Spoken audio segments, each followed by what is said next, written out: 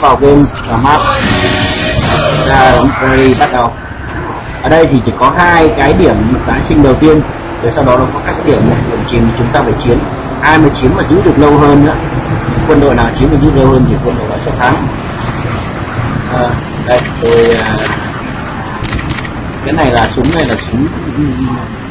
M60 đi kèm M60 với lại cái súng phóng lựu này. Cái này là súng chống tăng của quân đội Mỹ. Tôi chọn đây và bấm đây cùng enter, bắt đầu sẽ được tái sinh. Và bấm phím Q, Q sẽ hiển thị lên. Nếu mà nhìn từ xa thì sẽ hiển thị quân tàn là có màu xanh, còn khi mà chỉ cái mũi súng để vào quân địch thì nó sẽ có hiện lên cái màu đỏ, đó là quân địch. Nếu mình từ xa mà mình không sẽ hiện rõ được là đâu là ta đâu là địch thì việc chỉ cái mũi súng vô cái, nếu mà nó hiện lên chữ đỏ là địch là bắn liền. Đỏ là quân của Mỹ Bắc Việt.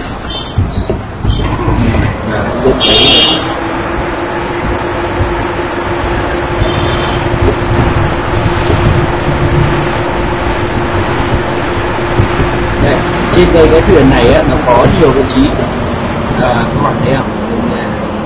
1, 2, 3 này, lái này, 2 là súng này, súng mũi tàu trước mũi tàu này, 3 là súng ở dưới đuôi tàu. Tức là cái 3 vị trí này chúng ta đều là được điều khiển hết, nếu như mà không có quân của mình đã đứng ở vị trí đó, hoặc nếu mà có thì chúng ta có thể được tranh vị trí được.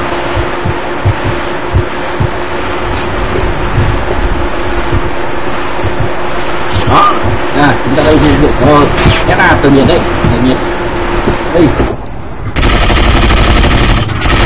No.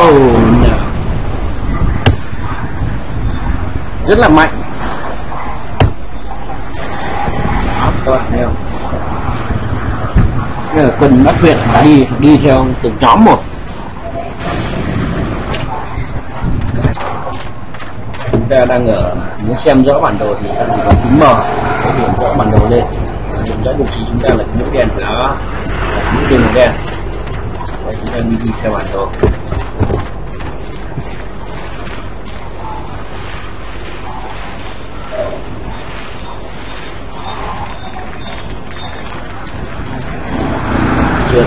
chưa tới vùng chiến dịch, danh cướp rồi cái này.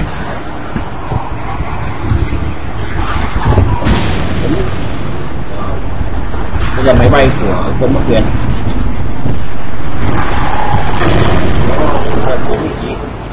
Tốt nhất là các bạn nên nằm xuống chứ đừng có đứng. Đây là phần đạn, chúng ta đứng gần sẽ hiển thị đó, hiển thị góc đạn lên, cái màn hình này.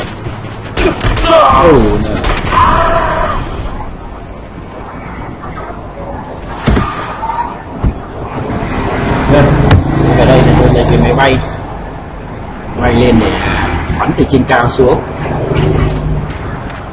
Đây là trực thăng của quân đội Mỹ, chỉ trang bị tên lửa. Muốn điều khiển thế thì cần phím C này. Đó. Có nhiều cái vị trí lái, nhiều cách nhìn. Đây là cách nhìn này từ bên trong này. Đây tôi dùng bên này bỏ cái đó. Đây máy bay.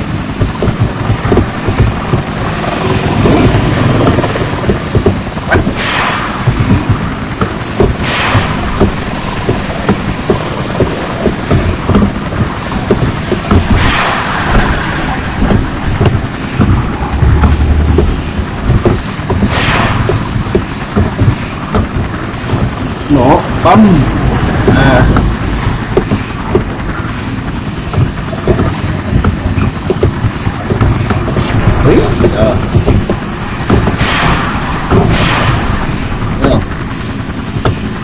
rất nhiều quân lính ở bên dưới.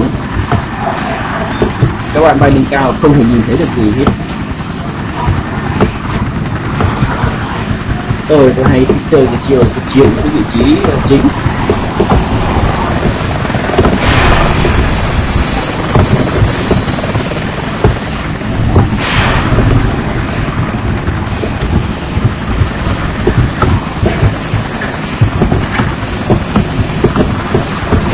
Rất là khó bắn, không dễ đâu.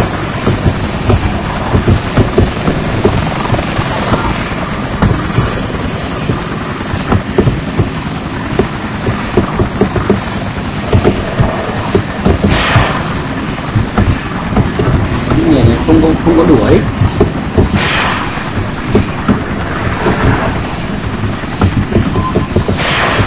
Đó, bắn mình đấy.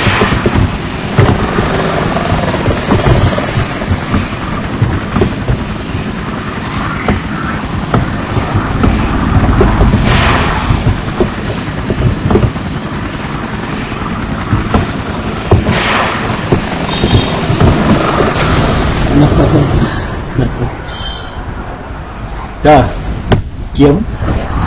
Thực ra đây chỉ bị chiếm hết tất cả các vị trí, chỉ còn những vị trí ở giữa này. Giờ phải chiếm lại, không có điểm sẽ bị hao rất là nhiều.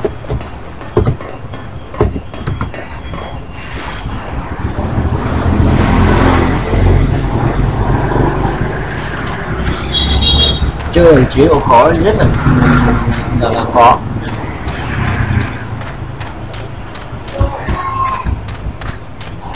Bởi vì chỉ cần sơ sẩy một chút thấy. Đó, vị trí chúng ta đây là vị trí chính. Khi mình chiếm lại phải mất khoảng 2 phút 45 đến 50 giây mới chiếm lại được. Còn những người vị trí phụ kia thì chỉ cần chừng khoảng 30 đến 45 giây.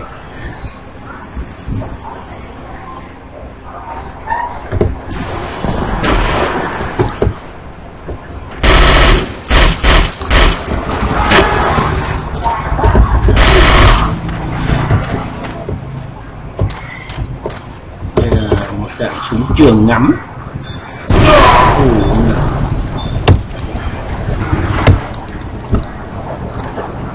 Khi mà vị trí đang bị tấn công thì kể cả quân địch của quân ta cũng sẽ dồn quân, tức là cho quân tái sinh vị trí đó giữ lại.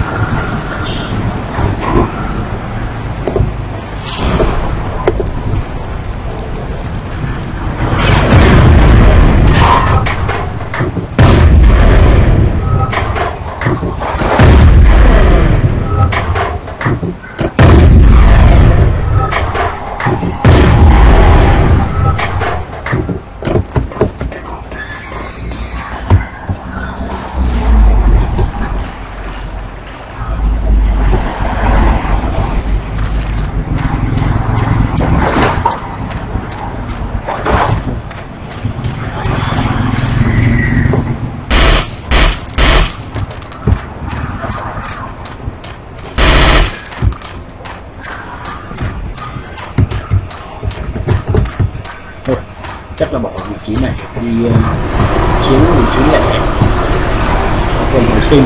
Bây giờ các chỗ quân hồi sinh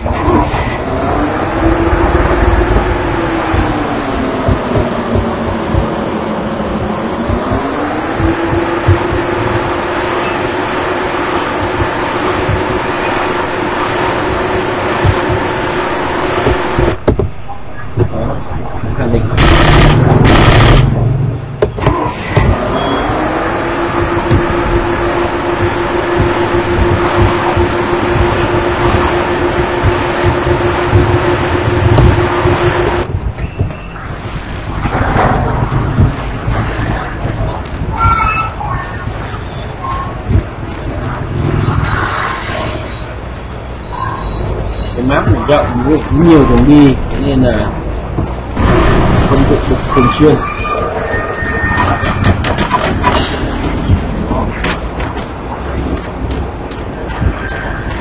Wow.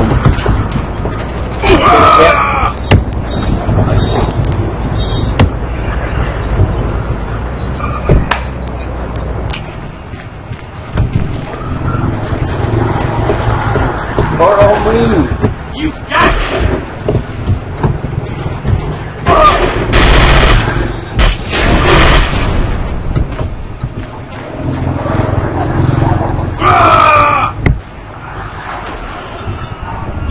Ván này chắc chúng ta thua chắc luôn rồi.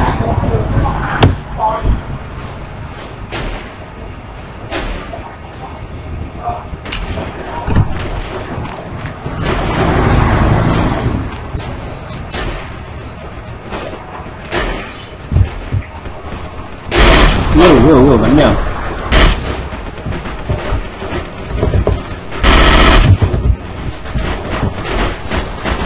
Wow, bắn nhiều, quá nhiều.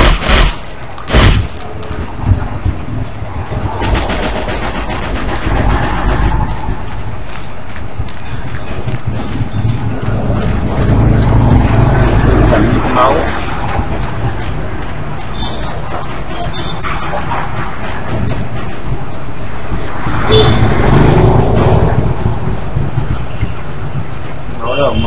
Máu đâu.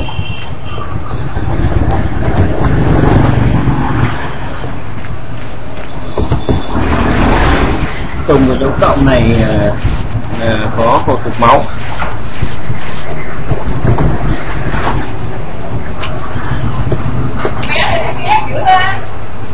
Sao á?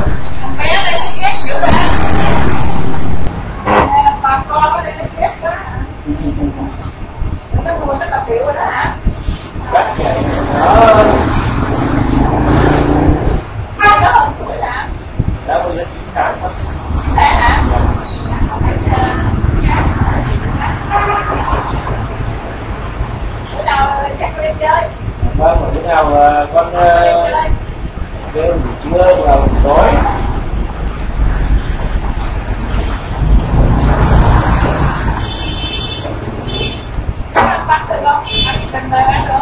Không chưa ăn gì hết, bột bây giờ bột nó cả 1 năm. Nó căng lắm.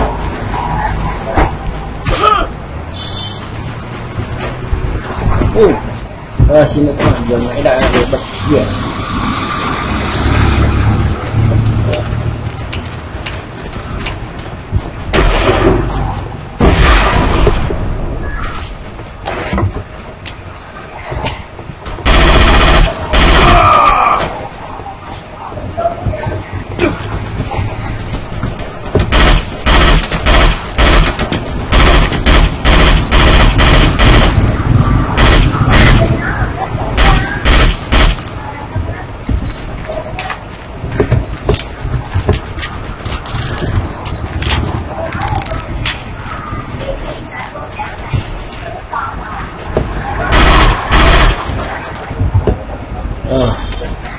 Đúng vị trí.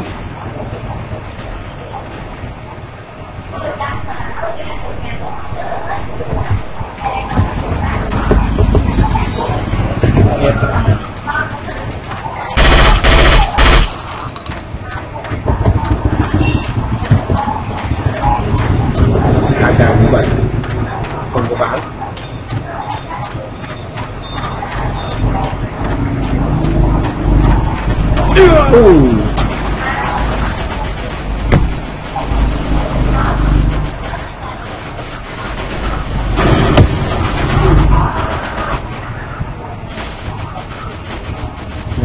Không kịp.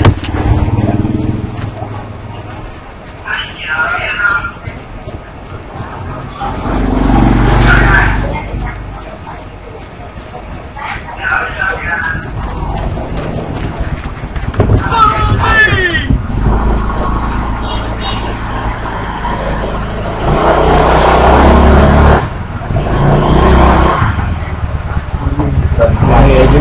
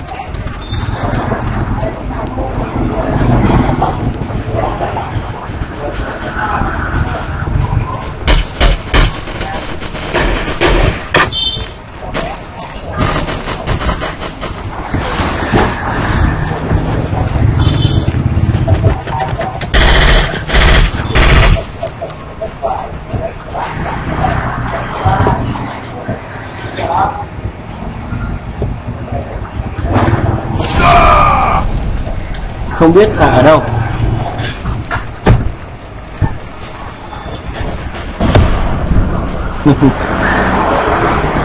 Chúng ta nhìn thì không thấy địch, nhưng mà chúng ta nắp ở đâu là địch biết.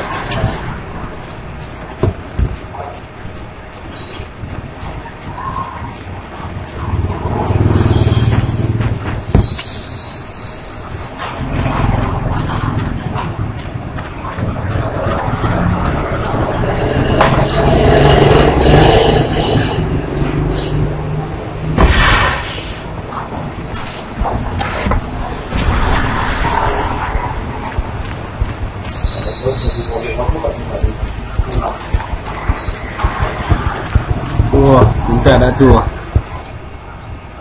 Rồi, đấy là cái phần map đầu tiên. Rồi thì đến các clip sau tôi sẽ mỗi một clip tôi chơi một map cho các bạn tham khảo. Thì các bạn thích thú có thể tải game về chơi.